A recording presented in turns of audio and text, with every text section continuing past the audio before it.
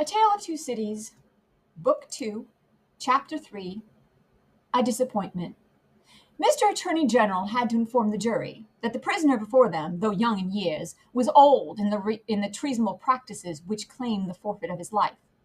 That this correspondence with the public enemy was not a correspondence of today, or of yesterday, or even of last year, or of the year before.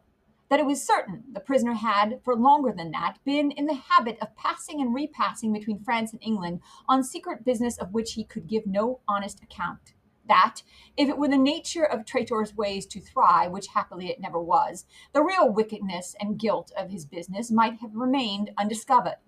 That Providence, however, had put it into the heart of a person who was beyond fear and beyond reproach to ferret out the nature of the prisoner's schemes, and struck with horror to disclose them to his Majesty's Chief Secretary of State and most honorable Privy Council. That this patriot would be produced before them. That his position and attitude were, on the whole, sublime. That he had been the prisoner's friend, but at once in an auspicious and an evil hour, detecting his infamy, had resolved to immolate the traitor he could no longer cherish in his bosom on the sacred altar of his country. That if statutes were decreed in Britain, as in ancient Greece and Rome, to public benefactors, this shining citizen would assuredly have had one. That as they were not so decreed, he probably would not have one. That virtue, as had been observed by the poets in many passages which he well knew the jury would have, word for word, at the tips of their tongues, whereat the jury's countenances displayed a guilty consciousness that they knew nothing about the passages, was in a manner contagious. More especially the bright virtue known as patriotism or love of country. That the lofty example of this immaculate and unimpeachable witness of the crown, to refer to whom, however unworthily was an Anna, had communicated itself to the prisoner's servant, and had engendered in him a holy determination to examine his master's table drawers and pockets and secrete his papers. That he, Mr. Attorney General, was prepared to hear some disparagement attempted of his admiral servant, but that in a general way he preferred him to his Mr. Attorney General's brothers and sisters, and honored him and more than his Mr. Attorney General's father and mother. That he called with confidence on the jury to come and do likewise. That the evidence of these two witnesses, coupled with the documents of their discovering that would be produced, would show the prisoner to have been furnished with lists of his Majesty's forces and of their disposition and preparation, both by sea and land, and would leave no doubt that he had habitually conveyed such information to a hostile power.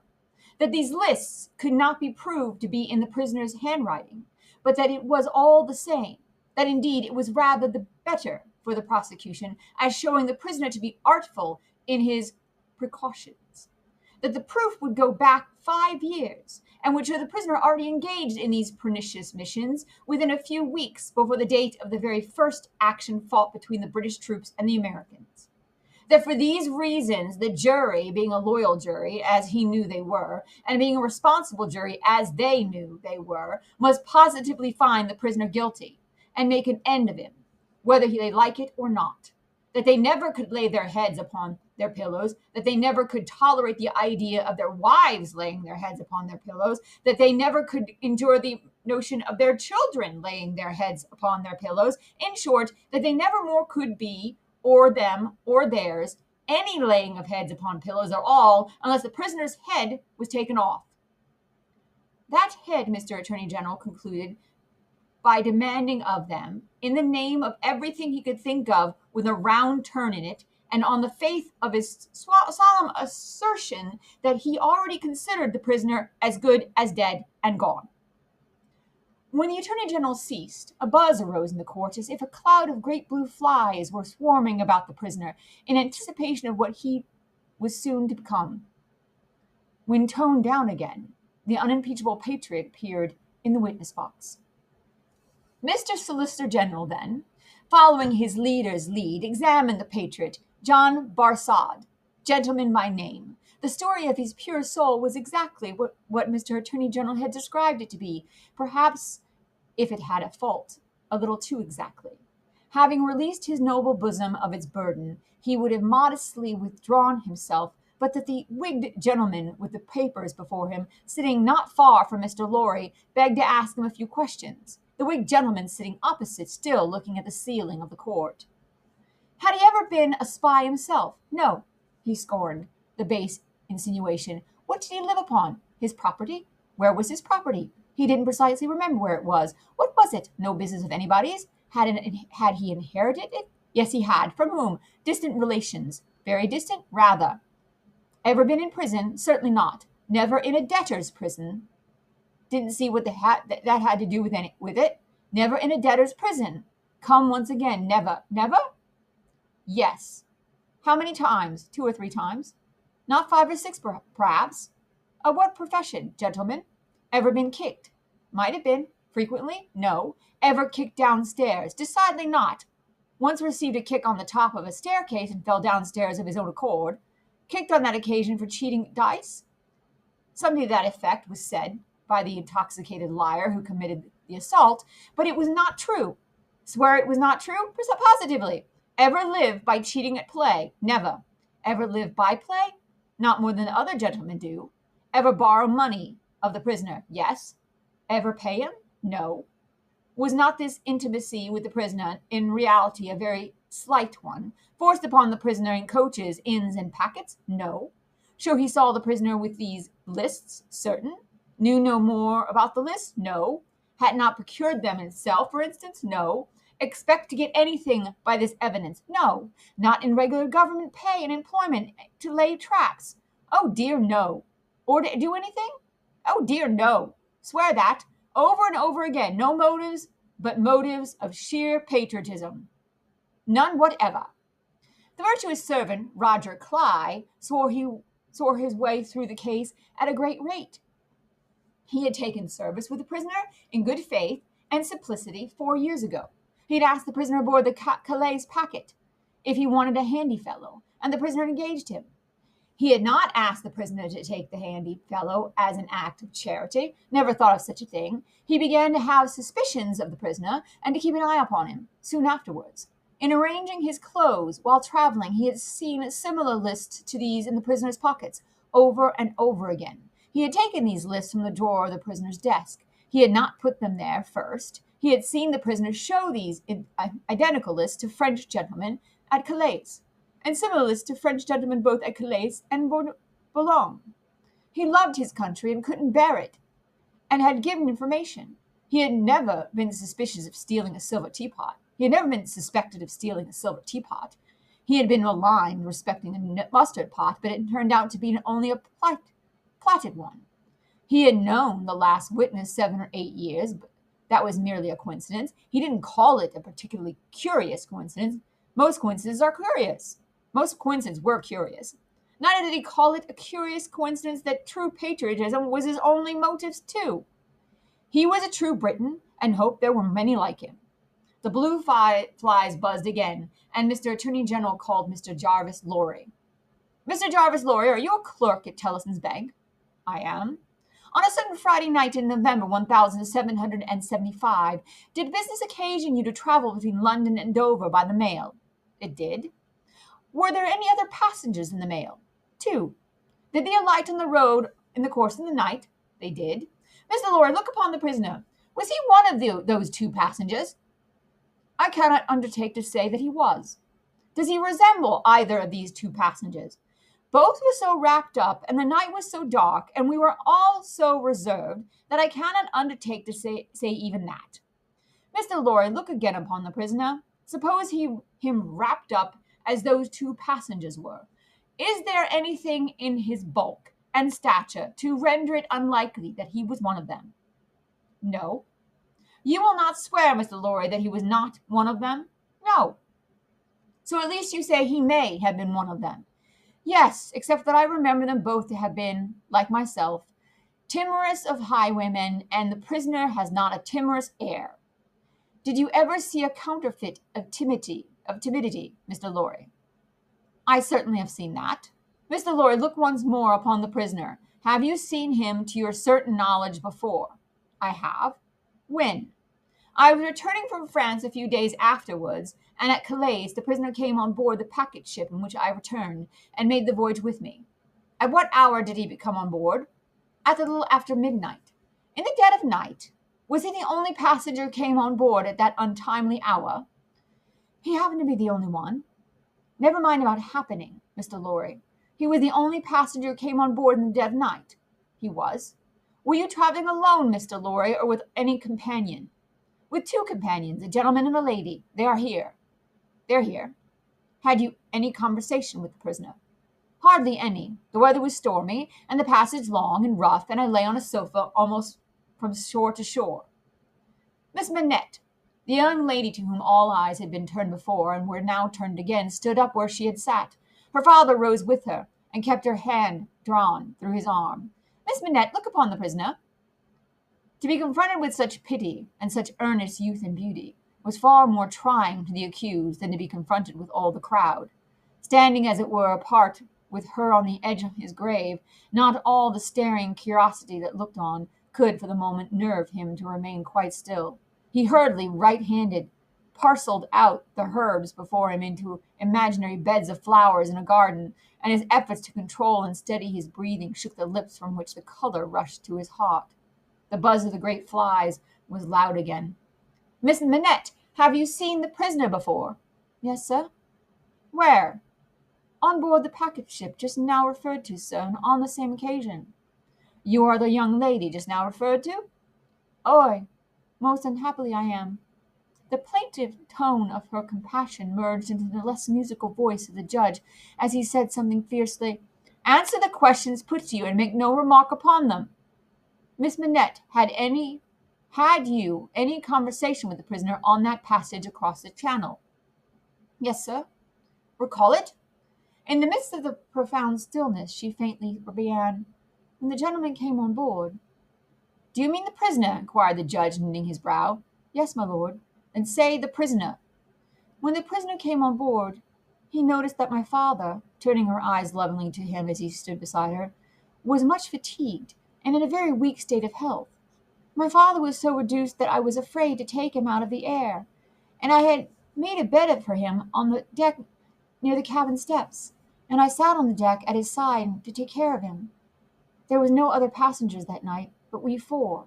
The prisoner was so good as to beg permission to advise me how I could shelter my father from the wind and weather better than I had done.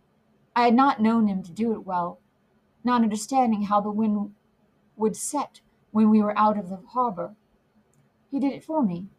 He expressed great gentleness and kindness for my father's state, and I am sure he felt it. That was the manner of our beginning to speak together. Let me interrupt you for a moment. Had he come on board alone? No. How many were with him? 2 French gentlemen. Had they conferred together? They had conferred together until the last moment, when it was necessary for the French gentlemen to be landed in their boat. Had any papers been handed out about among them, similar to these lists? Some papers have been handed about among them, but I don't know what papers. Like these in shape and size? Possibly, but indeed I don't know, although they stood whispering very near to me, because they stood at the top of the cabin steps to have the light of the lamp that was hanging there. It was a dull lamp, and they spoke very low, and I did not hear what they said, and saw only that they looked at papers. Now to the prisoner's conversations, Miss Manette.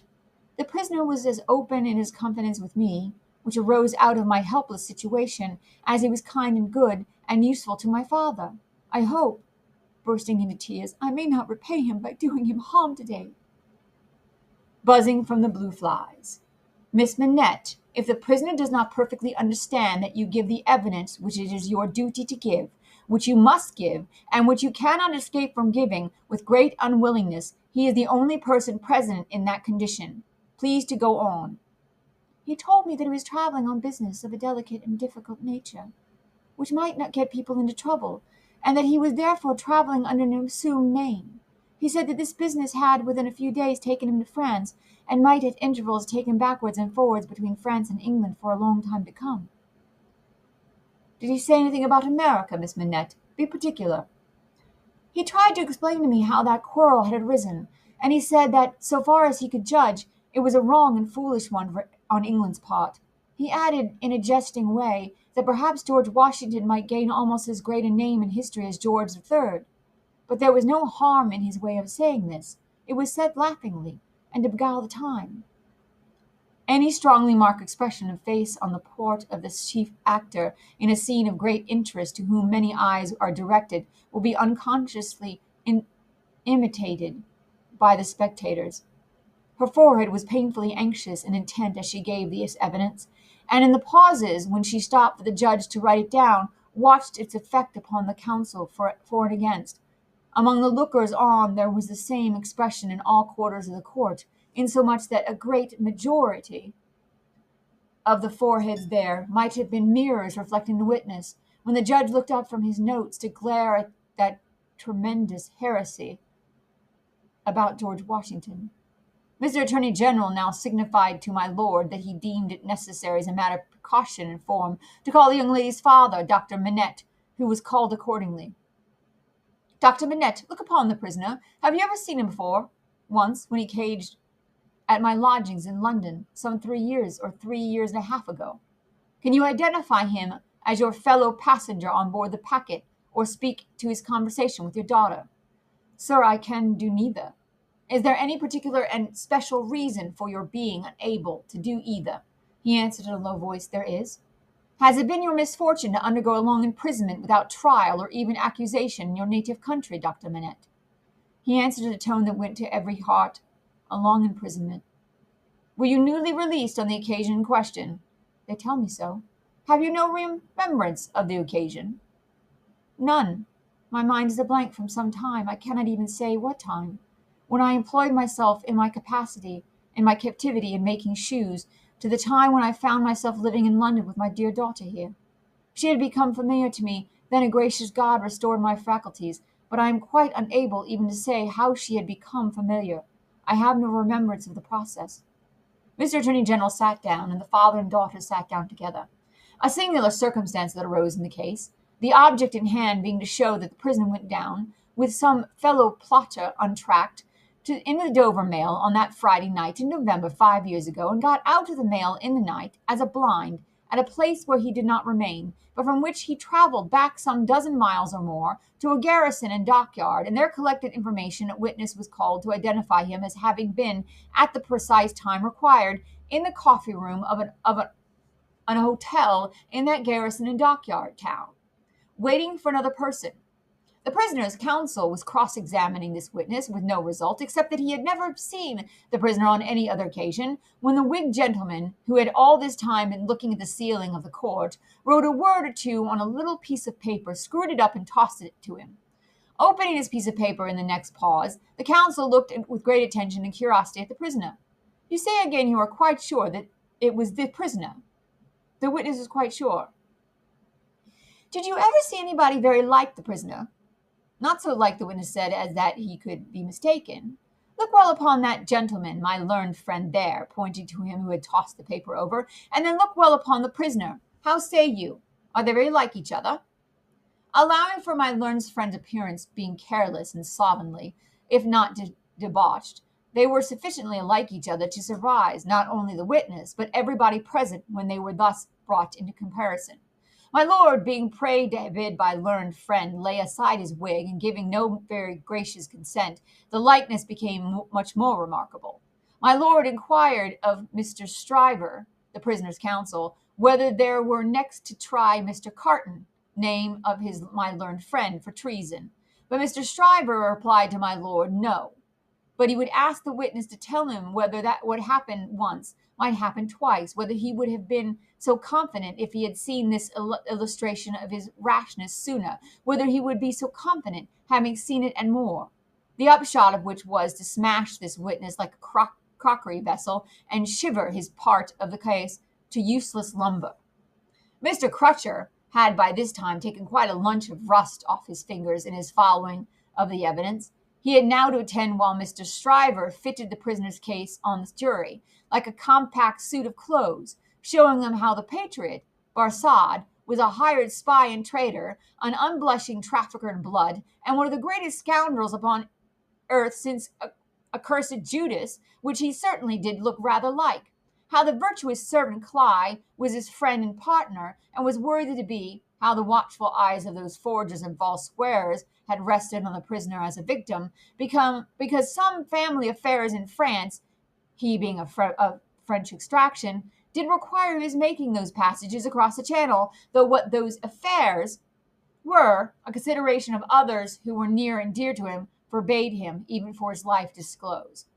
How the evidence that had been warped and wrested from the young lady, whose anguish his giving it that they had witnessed, came to nothing, involving the mere little innocent gallantries and politenesses likely to pass between any young gentleman and young lady so thrown together, with the exception of their reference to George Washington, which was altogether too extravagant and impossible to be regarded in any other light than a monstrous joke.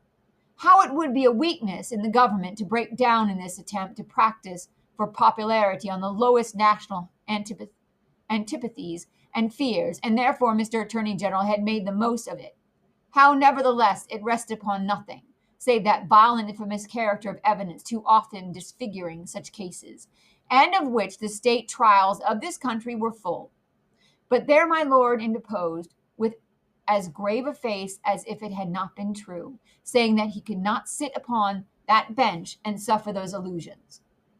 Mr. Shriver then called his fellow witness, and Mr. Cruncher had next to attend, while Mr. Attorney General turned the whole suit of clothes Mr. Shriver had fitted on the jury inside out, showing how Sparstead and Clyde were even 100 times better than he had thought them, and the prisoner 100 times worse. Lastly came my lord himself, turning the suit of clothes now inside out, now outside in, but on the whole decidedly trimming and shaping them into grave clothes for the prisoner.